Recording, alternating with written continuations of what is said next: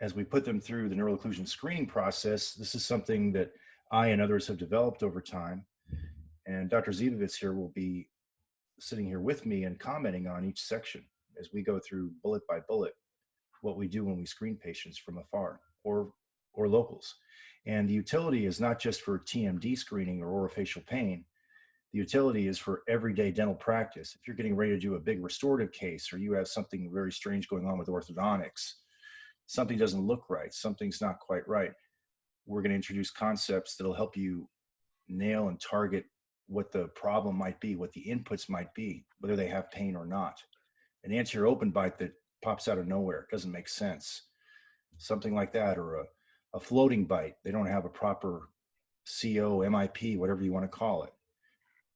Soreness, tension, hypersensitivity in the teeth, all these strange, bizarre things when there is no other explanation. This will help you target the genesis of the problem. And usually there's multiple diagnoses involved.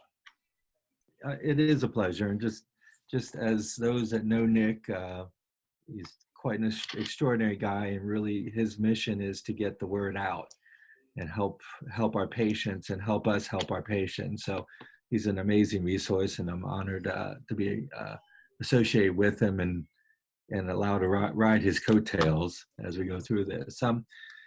Yes, I am an oral maxillofacial surgeon, but I realized early on that there's so much more to caring for our patients, and kind of that filled my skill set.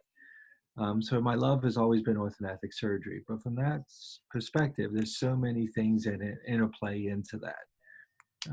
And ultimately, the goal is whatever we end up doing, number one, is we're basing everything off of very specific diagnoses, and our treatment options and treatment sequence is designed to ensure that we're addressing the diagnosis on all levels. So doing the in-depth, comprehensive, objective as possible evaluation, formulating diagnosis is just key. So orthodontic surgery is a kind of a compilation of all of those things. Joints have to be stable, occlusion ultimately, how the muscles work, airway, and then ultimately how the neuromuscular systems as well as the sympathetic nervous systems fit into all of this. So it's just, I find it's one of the most comprehensive things that I can do. I'm in private practice. I spend my private practice as well as the international stuff, visiting faculty with LD Pankey, Spears Education. And then I sponsor residents, oral maxillofacial surgery residents from Brooklyn Hospital that operate with me and co-manage my patients with me, as well as lecturing faculty to Washington Hospital Centers and Children's Hospital orthodontic programs. Great stuff. I realized early on that taking out wisdom teeth was not my love, and so led me on to do additional training. Spent another 18 months after my oral maxillofacial surgery training doing a fellowship in advanced TMJ surgery, orthodontic surgery, and facial plastics. So what is normal? Well, it cracks me up when I see patients coming in and they've seen other dentists and physicians and they were told that they had TMJ. Well, the reality is TMJ is just anatomy, nothing more than anatomy. Now, if you were to look with 3D imaging, on the far left, we have a CT of a TM joint. And on the right here, we have an MRI. The CT lets me see hard tissue, calcium, and spacing, basically. Calcium, anything that might be hard or radiopaque. But all I can see is spacing in regards to the soft tissue. The MRI, on the other hand, I'm looking at hydrogen ions, protons, and I can see fat, I can see ligaments, I can see water, I can see inflammation because I can see the fluids. I can see all sorts of things that I could not diagnose otherwise. Good, Nick, and with experience looking at these scans, what we see on the CAT scan starts to make sense, so we can start to extrapolate what we're going to find on the MRI. Mm-hmm. And look at these two images. When you look at the MRI and you look at the shape of the space where the meniscus sits, you kind of take your eye and then train it to look at the CAT scan or cone beam CT scan, and just you can start to see things that even though the images aren't evident on a CAT scan because they're soft tissues, you do get a chance to really develop an eye and be able to extrapolate. And then when you go to your MRI, it's just so much more, it makes more sense. And again, looking at just anytime we're imaging joints or imaging anything, you need to have at least 2 images that are 90-degree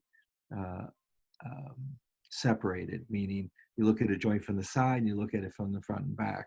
Right. And by doing that, then it helps you with the orientation, which is so important in really understanding the 3-dimensional dynamics of joint movement and the effects of on structure mechanics. Pathologic process and helping our patient adapt to it. Sometimes it requires therapy or not, but it's interesting to see what the body will do a lot given the allowance. But again, our job as practitioners is to know when to intervene. Again, using objective and measurable criterion to be able to determine who needs treatment and who needs help with adaptation. You know, this term TMD, or temporomandibular joint disorders, it's really a series of pathologies, and understanding how, which system or which component of our anatomy is affected. Is it bone? Is it ligament? Is it the soft tissue? Is it the neurology? Is it the biochemistry? You know, what we're trying to talk about today are things that you can measure.